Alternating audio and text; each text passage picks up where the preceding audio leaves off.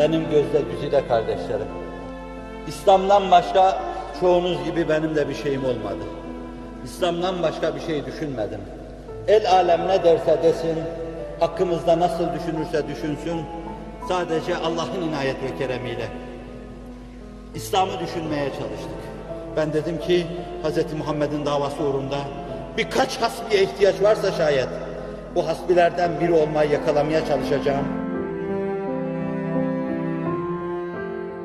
Hiçbir sevdam olmadı. Hiçbir sevdam, gencin gençliğinde duyduğu sevdalara sevdam olmadı. Hiçbir sevdam olmadı. Hep derin ümit besledim. Bu rüyayı sizin gerçekleştireceğiniz ümidini besledim. Bu hülyayı sizin gerçekleştireceğiniz ümidini besledim. Bana düşmezdi bu iş. İçinizde yaşıyordum.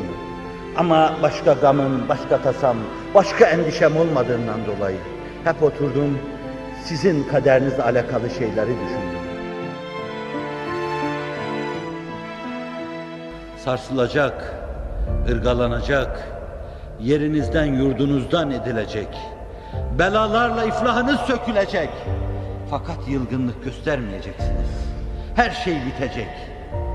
Bir adım atacak takatınız, imkanınız kalmayacak. Şartlar aleyhinizde cereyan edecek. Zaman aleyhinizde akacak. Fakat yese düşmeyecek, pes etmeyecek, dimdik duracak.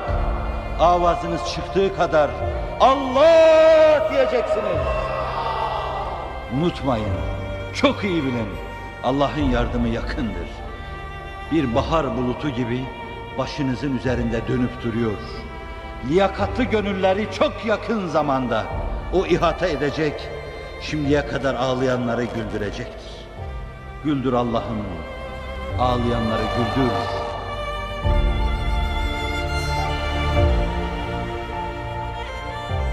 Allah Celle Celaluhu sizi yüzüstü bırakmayacaktır.